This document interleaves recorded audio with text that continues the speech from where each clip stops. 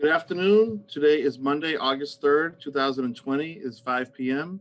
This is the Westwood Select Board. Pursuant to Governor Baker's March 12th, 2020 order suspending certain provisions of the open meeting law, Mass General Law, Chapter 30A, Section 18, and the Governor's March 23rd, 2020 emergency order imposing strict limitations on the number of people that may gather in one place. This August 3rd, 2020 Select Board meeting will be conducted via remote participation by the board. Westwood Media Center will be live streaming this and will be recording it, and it will be available on the Westwood Media Center website. We will grant Westwood Media Center that authority. Any member of the public that wishes to participate may do so by using the Q&A function, and your question will be read and responded to. I'm going to jump right into the chair's update. We had a really nice event on July 28th at the fire station located in Islington for the unveiling of the Fallen Firefighters Memorial. We had numerous state officials, town officials, fire department members, fire department, public safety dispatchers, and the families of many of the 11 members who are listed on that memorial were also in attendance. These 11 firefighters died while still in active service to the town. I would encourage anyone to stop by and visit the memorial.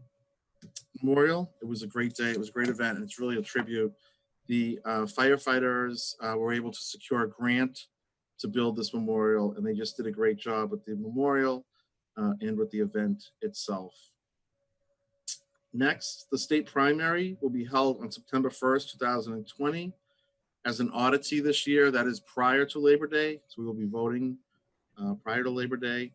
Residents will have 4 options to vote: vote by mail-in ballot, absentee ballot, early voting in person from August 22nd to August 28th at the Westwood Police Station in the Michael Gillette Meeting Room. You can vote in person on September 1st, the actual election day. The early voting hours: Saturday, August 22nd, Sunday, August 23rd, are 9 a.m. to 1 p.m. Monday, August 24th is 9 a.m. to 4 p.m. Tuesday, August 25th is 9 a.m. to 7 p.m. Wednesday, August 26th, and Thursday, August 27th are 9 a.m. to 4 p.m. And Friday, August 28th is 9 a.m. to 1 p.m. Again, that is in the Gillette Meeting Room at the police station.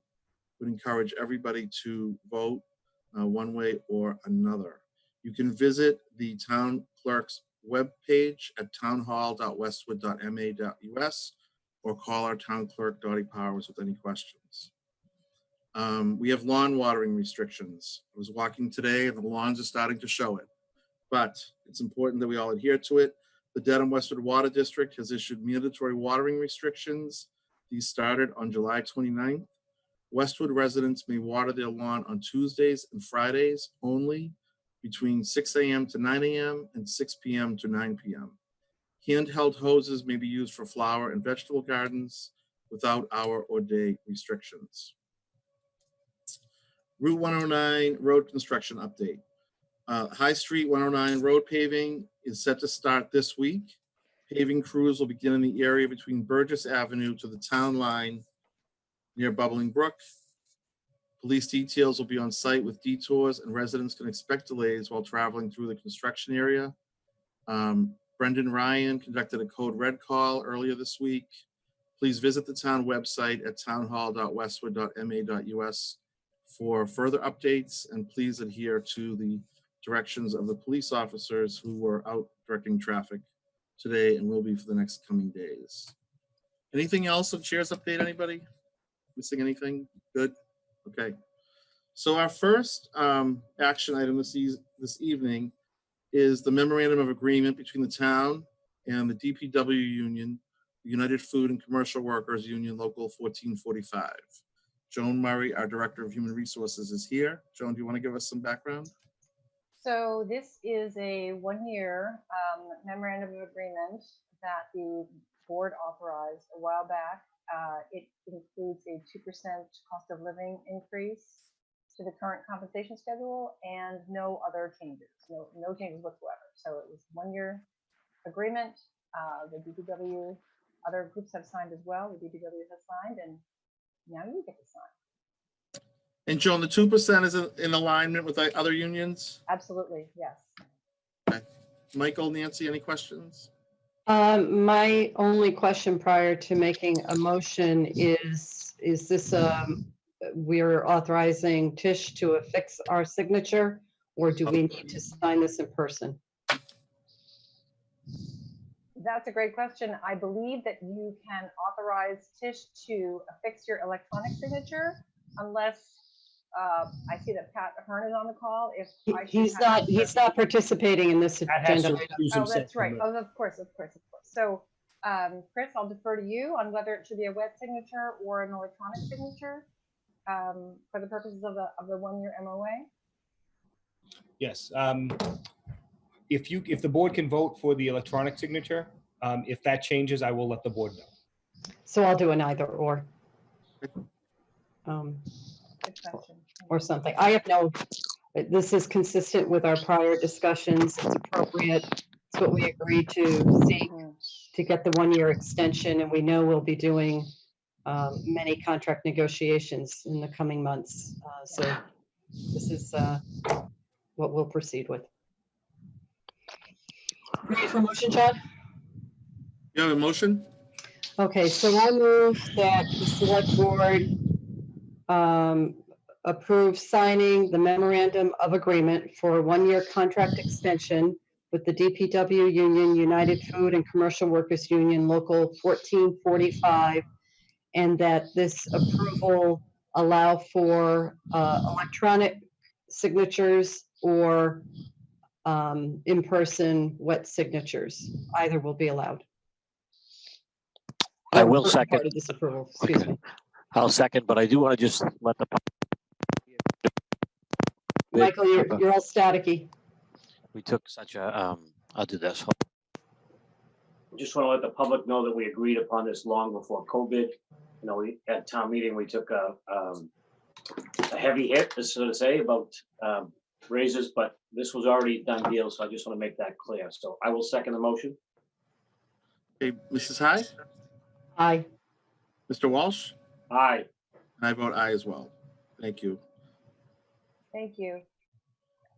Okay, under new business, this is authorization of funding to the Westwood Affordable Housing Association, known as WAHA. And this involves the $1 million that the town appropriated at the May 30th, 2018 town meeting. Chris, do you want to give a little bit of background and what we're doing here? Oh, sure. So this is from the town meeting voted $1 million for WAHA or for affordable housing, and the select board authorized $600,000 last fiscal year. This $400,000 request is coming from WAHA for future acquisition and maintenance of affordable housing units in Westwood. So this would close out that $1 million funding. So I think you said 60,000, you meant 600,000. I'm sorry, yes, previously Last year. 600,000, now it's 400,000. And I believe we do have the chair of WAHA as part of this meeting. Oh, I'm sorry, is that Lou? Lou, do you want to make any comments about this? No? It's muted. So this will close out that $1 million appropriation, which is good. It's using it for what it was intended for. Wait, can you hear me now? Oh, sure, there you are, Lou. Sorry, my technological skills leave quite a bit to be desired. Okay. Yeah, so first of all, thank you for in December, the 600,000. We were able to buy 2 houses with it, one on Lanark Drive and the other one on Gay Street Extension. And we worked with Tish and went through it dollar for dollar. So out of the 600,000, we're down to 92,000. And we're hoping that the board will transfer the remaining 400,000 so that when we see an affordable house, we can bid on it. We're looking at around 500,000 to the houses that we buy. And as we all know, there aren't too many of them in Westwood. And so as soon as it goes on the market, we need to make an offer that day. And so this would allow us to do it Otherwise, we come back to the select board, and I don't think anyone would ever accept it, our offer being contingent on a vote to come later on. So I urge the board to transfer the remaining 400,000. And we already have, or we're confident that these two houses are going to be counted towards our the SHI and get us closer to 10% if we're not already there. Thank you, Lou. Thanks for all you do. And Michael and Nancy? I don't have any Excuse me. questions. I Oh, do. no, go So ahead, Nancy. Lou, just for clarification, the monies we transfer are used for the acquisition and related expenses associated with making that house ready for occupancy, correct? Yes, correct. Yes. Okay. Because I'm looking at the accounting of what would go into it, things like home inspection, lead test, radon test, whatever circumstances the house is in to make it appropriately habitable. And that is all consistent with making these houses eligible for being on the SHI. I know there are other things involved, but those are important factors. So No, yeah, absolutely. Thank you for making that point. The Lanark is pretty much ready, and we're working with a group called Metro West out of Newton, and they're going through the potential of people who would like to rent the apartment. So it's all going really well. thank you to you and everyone who's on your committee that handles this. It's a lot of work. Yes. Well, we're happy to do it. Westwood has been really supportive of this. I think I started this about 30 years ago, and it's really kicked off now. Thanks to you all, we now have 13 units in Westwood, and that's 13 families who would not be able to afford to live in Westwood if it weren't for the generosity of the town. I'd also add thank you to the town meeting voters who supported this warrant article when we brought it forward. Right. I'm ready to make a motion, but I don't know if Michael has anything. No, I'm good. I went through all the documents. I'm happy with those. Great. Okay, so the motion is that I move the select board approve the transfer of $400,000 from the affordable housing account to the Westwood Affordable Housing Associates, Inc. for the purchase and related expenses of one or more residential properties in Westwood, which properties shall be improved, marketed, and leased in a manner that allows for Department of Housing and Community Development approval of said properties as affordable housing units qualified for listing on the subsidized housing inventory. I'll second. Mrs. Hyde? Aye. Mr. Walsh? Aye. And I vote aye as well. Thank you, Lou. Well, Thank you thank both. you. Thank you very much. We really appreciate it. Our next, oh, sorry, do you have something? Nope, I just wanted to thank him as well. Oh, okay. Our next order of business is to post and sign the September 1st, 2020 state primary warrant. And for residents to cast their vote in the state primary for candidates of political parties for the following offices: Senator in the United States Congress, Representative in the United States Congress, Counselor for the 2nd District of Massachusetts, State Senator in our General Court for the Norfolk and Suffolk District, Representative in General Court for the 11th Norfolk District, the Registrar of Probate for all of Norfolk County, the County Commissioner for Norfolk County, the County Treasurer for Norfolk County, and the Sheriff of Norfolk County. And Pat, I had one question. On our agenda item, next to Sheriff, there's a parens that says to fill vacancy. But I think several of these are to fill a vacancy. Well, why did we denote that? John, I can answer that. Go ahead, because, Michael. Okay, first of all, can you hear me?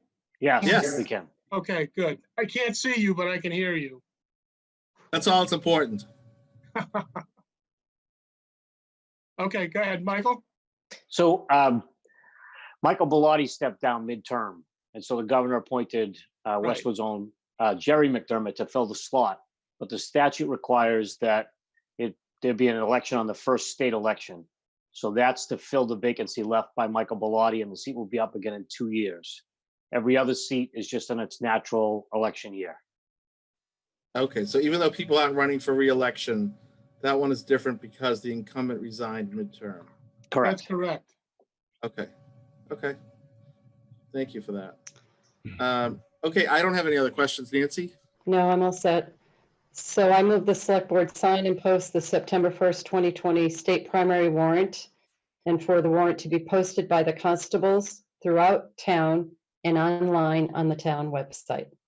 I'll second. Hyde? Aye. Mr. Walsh? Aye. And I vote aye as well. Thank you both.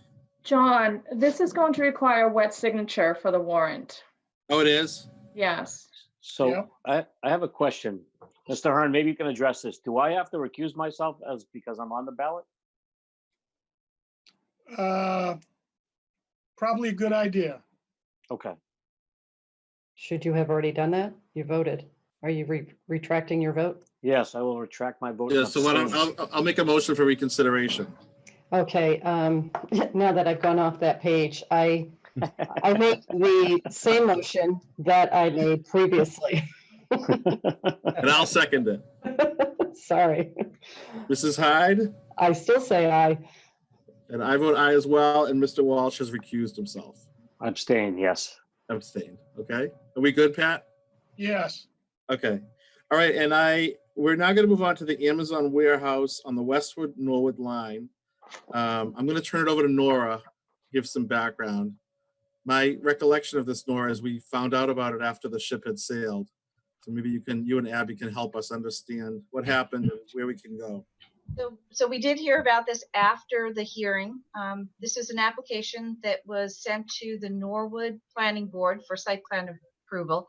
Norwood site plan approval process is a little bit different than Westwood's. In Westwood, we run our site plan approvals much like we do a special permit, and we send out notices to abutters and notices to surrounding towns. Norwood does not hold public hearings. They simply review their site plan applications at a public meeting, and they do not provide notice to abutters or other interested parties. So we heard about this after the decision was made to grant site plan approval for a new Amazon distribution facility and warehouse on Everett Street near University Avenue. As soon as we heard about it, Abby McCabe contacted the Norwood Town Planner, who provided her with all the information on the project. We have copies of the traffic report, including the appendices to that report. We have a copy of the decision, project narrative, and the plans. So we reviewed those, and then I contacted the Director of Planning and Community Development in Norwood to express some concern that we had over the potential for a high volume of traffic from this facility going into residential neighborhoods in Westwood. The main concern is that the traffic study shows that 35% of the traffic associated with the Amazon distribution facility would go east on Everett Street and then proceed up Everett Street to Canton, at which point 10% of that traffic would go north on Canton Street and 15% would go south. So we had a couple of concerns with that.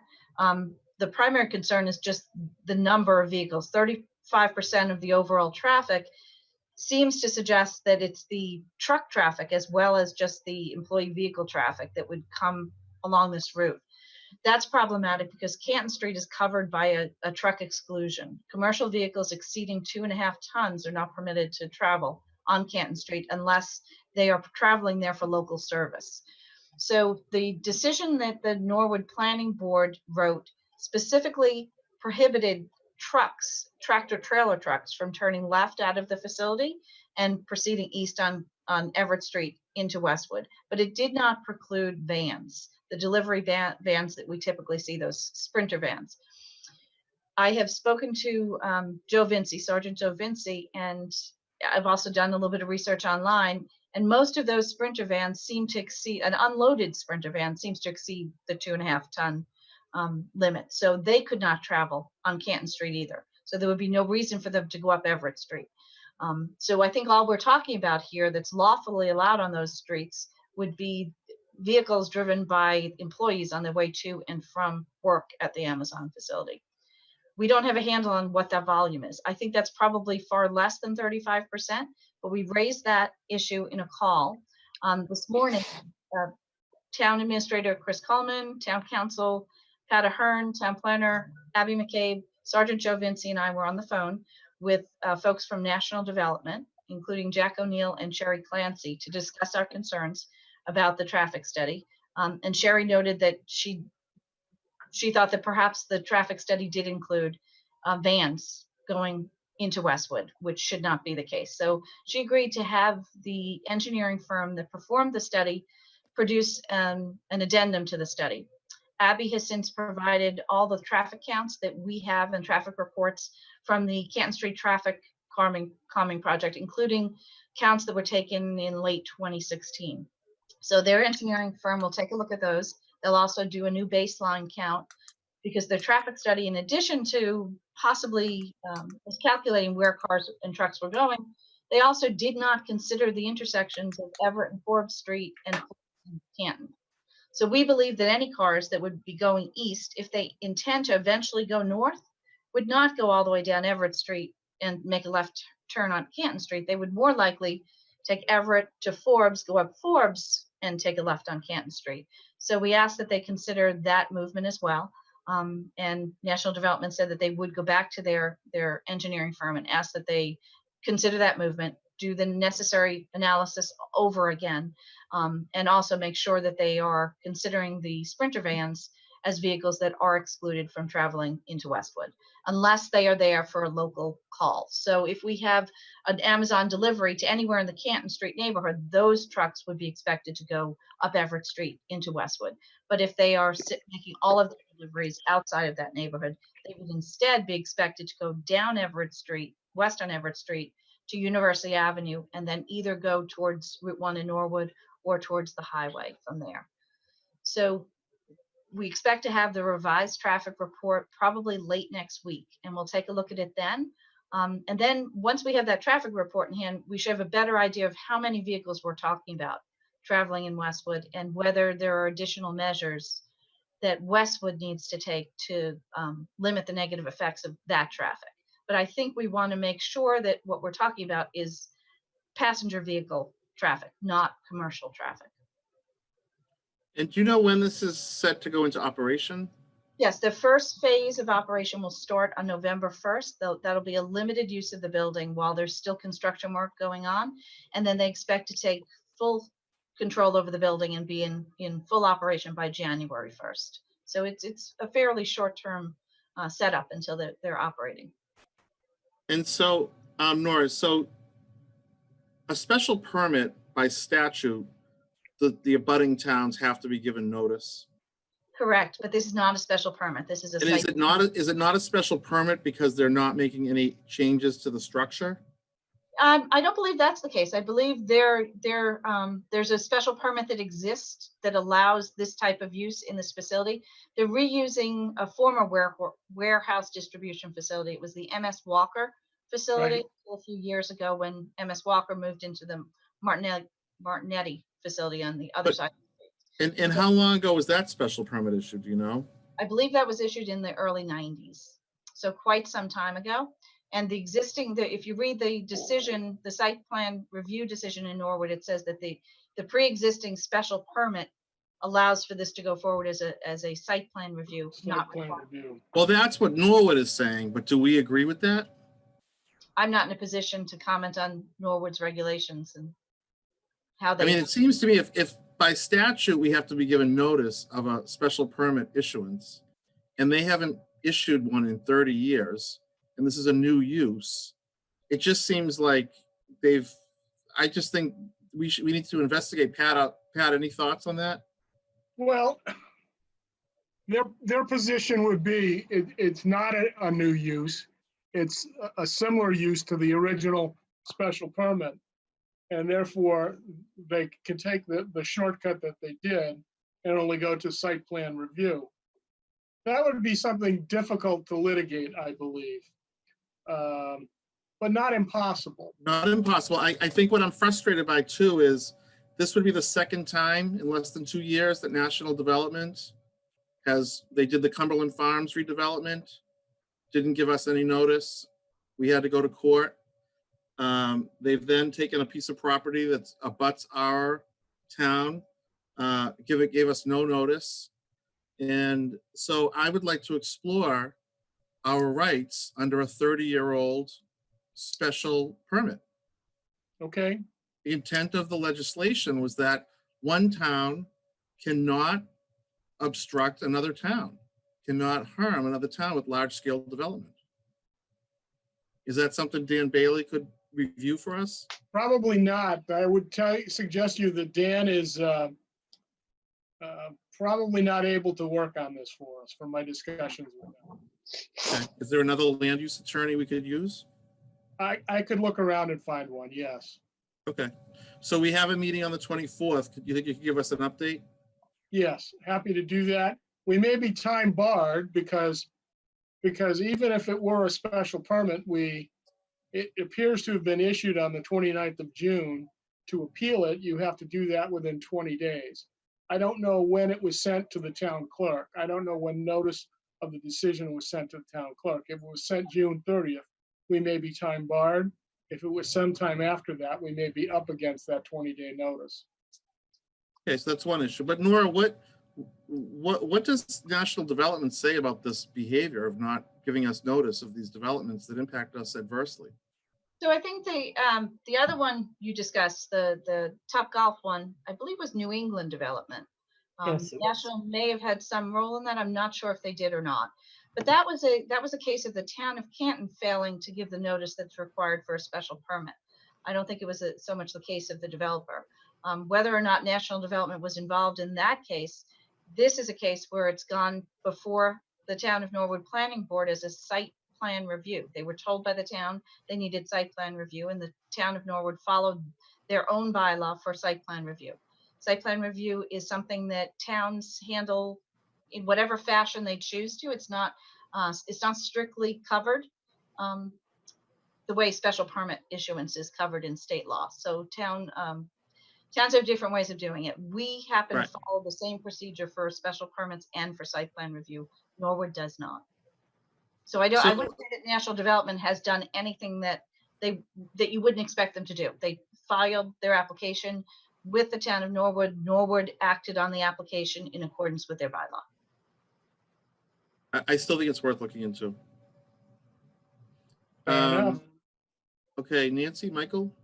Yeah, Nora, you were mentioning the delivery vans, and a distinction between the route that those who weren't delivering within the Westwood neighborhood would need to follow versus those making very close deliveries.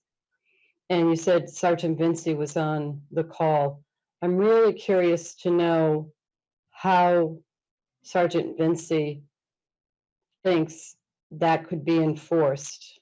What would a driver need to provide if pulled over by police? Because I think a lot of this is going to involve increased policing or random increased policing so that people can be held accountable, or at least think that somebody might be stopping them. And if I got smart about my driving habits and found Everett Street to Canton Street to be more convenient, as a driver, I could just say I'm delivering to such and such address. So are the police going to be advised they have to ask for proof? I mean, what was that discussed? Can it be discussed? Because it seems to me that that's a So that wasn't specifically problem. discussed. Sergeant Vinci did discuss how there was enforcement in the past. There was a time when Amazon parked some of its delivery vehicles in a parking lot area along Everett Street in the holiday season. I think it might have been the year before last, and started sending trucks up this route. And the police department engaged in significant enforcement to put an end to that. And I know they were able to ticket them. So I would imagine that they would ask the driver to produce evidence of a local trip, but we didn't get into specific discussion. I could ask Joe to provide more information on how they would do that. I think that needs to be given consideration. John, there's also a question, and it's something question that somebody's posted, but it's a question I had. We've just been talking about traffic and looking at the review that the Norwood Planning Board did in their findings or whatever they issued. Noise is a problem for trucks. The Norwood response had delivery trucks would go internal to the building to offload or unload. I forget what I read, but it sounded like there was this interior function. But as we all know, trucks backing up have loud noise alert that the backing up mechanism has to have. This is a 24-hour day operation. Yes, it is. Is It there is. anything that is was considered by Norwood as it relates to the incremental noise that this user is going to create? So Norwood found the application to be compliant with Norwood's noise ordinance. Norwood's noise ordinance is not unlike ours, where we have restrictions on construction-related vehicles. We don't have noise restrictions on other activities. So a delivery vehicle does not have the same need to comply with the noise timeline. In Norwood, you're not permitted to have construction activities or other vehicles that fall into their noise category from 8 p.m. and 6 a.m. But I want to read to you from their the Norwood anti-noise bylaw, because it is limited and it's slightly different than Westwood. So that bylaw reads, it shall be unlawful for any person or persons to engage in construction for hire, including excavation and or pile driving, commercial, including trash or rubbish collection, industrial or manufacturing operations between the hours of 8 p.m. and 7 a.m. if the effect of such activities is to create loud, annoying, or unusual sounds in any residential area of the town of Norwood. So it's a very, very limited bylaw. I don't believe it applies to delivery vehicles or unloading vehicles, and it's limited to instances where it causes noise disturbance in a residential area of Norwood. There is no residential area of Norwood that's in proximity here. So I think that's why the planning board was able to find that they were compliant with that noise bylaw. One of the subjects we will be talking to Amazon and to National Development about is noise. So we'll first get a handle on the traffic, but as we have those discussions, the question that came up is whether those beeping alarms, backup beepers, could be turned off. The way the facility is designed right now, the tractor trailer trucks that deliver on the side of the property that is closest to Westwood. They back into sealed loading docks so that the majority of the truck is actually inside the facility. But during that backup period, if they are not able to turn off those alarms, you would be able to hear that. So we're hoping that we'll find out that the alarms can be turned off once they get to the site before backing up, but we don't have answers to that yet. That's something we'll pursue with National Development. And with the exception of what John was asking council to look into, we don't have much in the way, we have no leverage in this case. It seems to me that we should still be talking to National Development about sound attenuation measures, whether it be shrubbery or something. I mean, I think a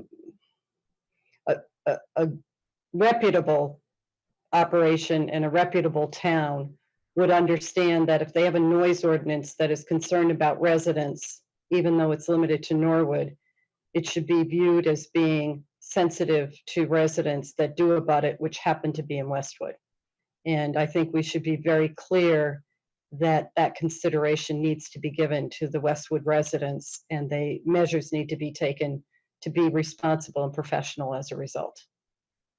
Mr. Chair? Yeah, go ahead. Yes.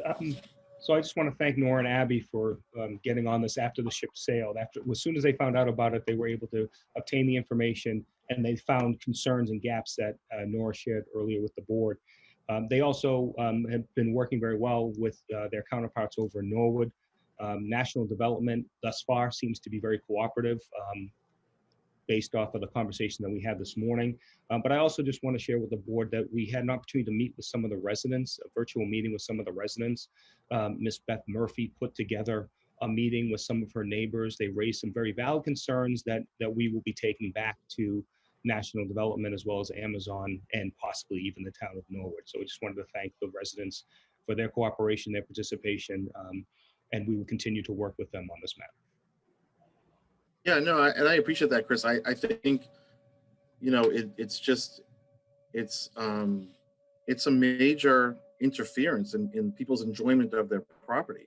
And so I would like to hear from a land use attorney about this site development versus a special permit. I mean, it just seems to me that, you know, to say we have no leverage, which does seem that way, but I don't know that the intent of the legislation or the general laws just leave us in this defenseless position. I mean, National Development, when they were showing Amazon this site, is looking into Westwood. And no one thought to tell us. I just find it concerning because, you know, National Development and New England Development come to the board and talk about being cooperative. And so it's just a little off-putting. So John, I happen to agree with you just so, because the special permit that they issued before was for a certain type of business. This business is going to run 24/7, and anyone who doesn't think so should just go down to Sprague Street and watch that 24/7 operation. So the permit that was issued for before was for alcohol business, which, you know, doesn't run all night for the most part.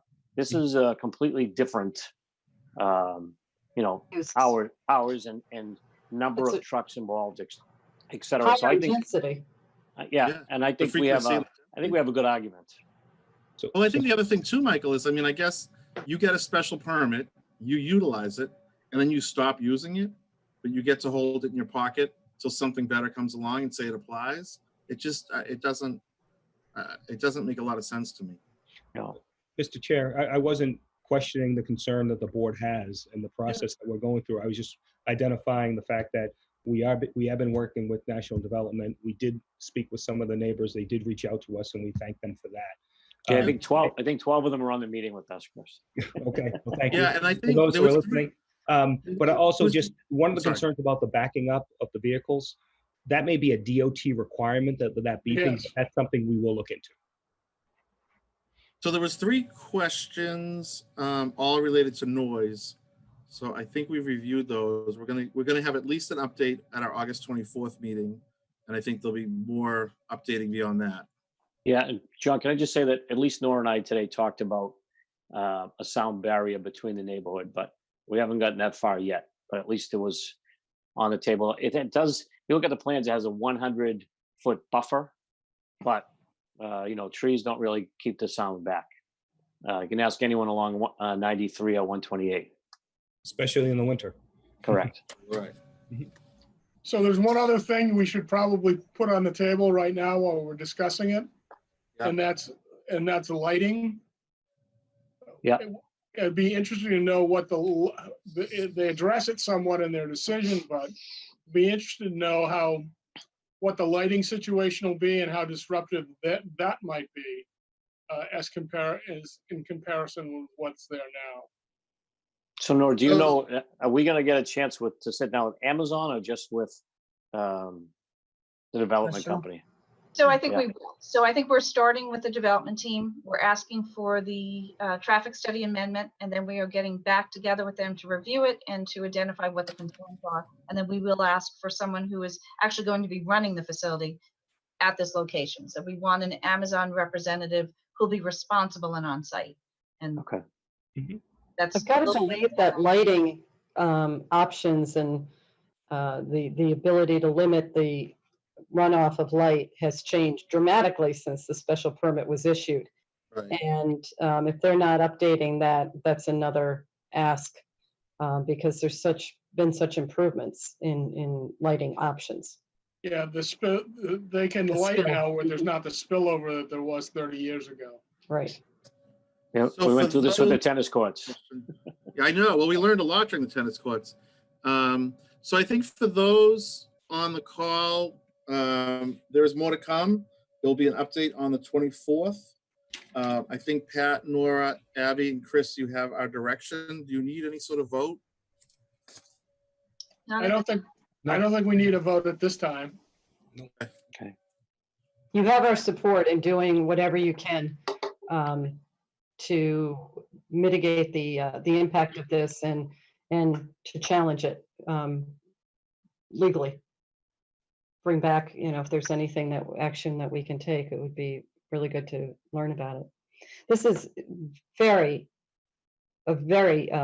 bad situation that our residents are vulnerable to by a neighbor who we've been working very hard to get along with in many matters. And it just shows really lack of appropriate consideration to Westwood. Very frustrating. All And right, Michael, good? I'm good. Thanks, Sean. All right, so a lot more to come on that, and we're going to do everything we can. We're going to move on to some old business, which is the appointments and reappointments of boards and committees. And Tish, do you gave us an updated sheet, correct? Yes. what page is that on? No, I can't find it. 51. Thank you. We just have one appointment this evening. We have a few more we're vetting through right now. Okay, So, this is the Mr. Folsom. yes. Okay, do you want to just tell us a little bit, or is Lena on to talk about that? Don't know. Getting around right now. I believe Lena is on. There's Lena. So is Bob. Hi, thank you for letting me come to your meeting tonight. And I really would love to have Bob join us. But before we talk about that, I want to thank Cheryl Fay. Bob is replacing Cheryl. Cheryl was wonderful. She was on our committee for 8 years. And I just want to make sure, shout out to her because she was terrific.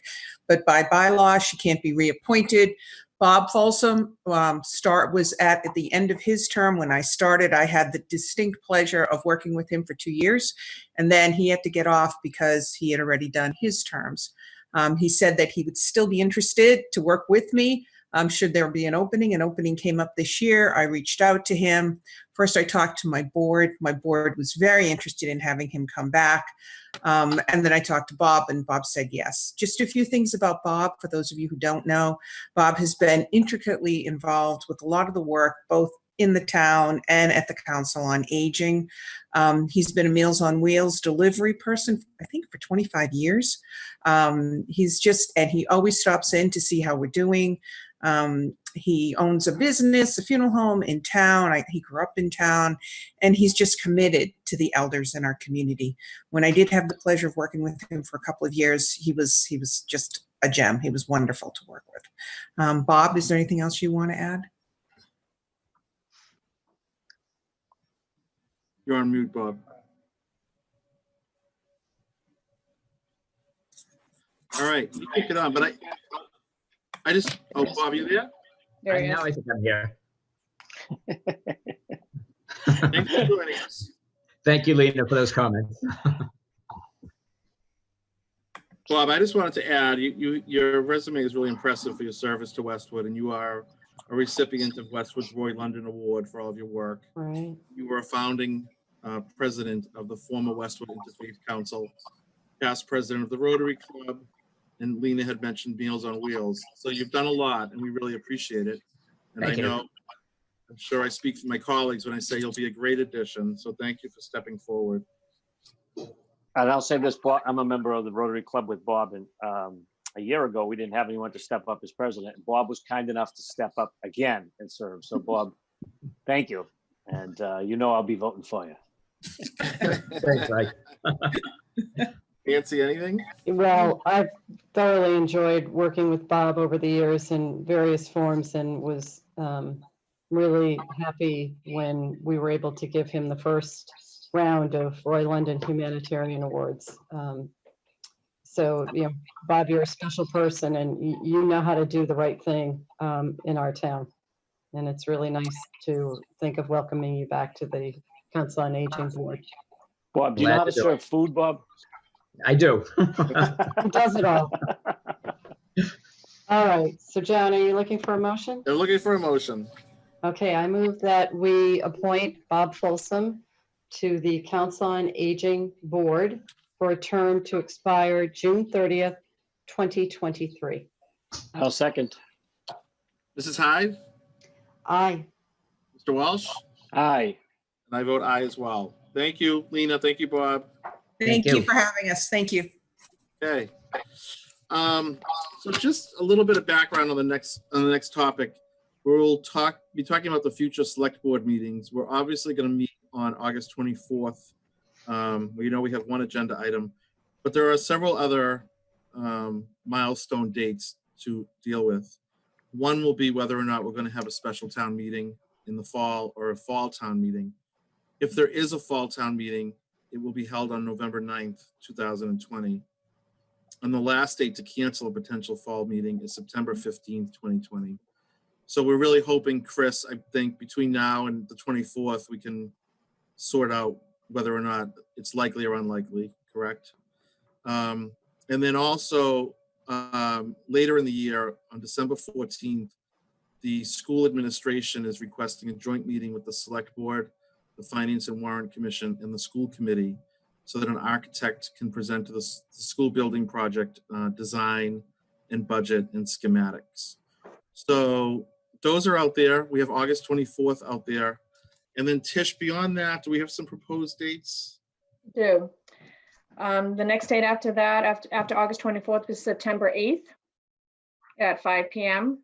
or time to be determined. That's the day after Labor Day. And then if you want to go on, and then I've also listed in the packet the Finance and Warrant Commission meetings that are listed there as well.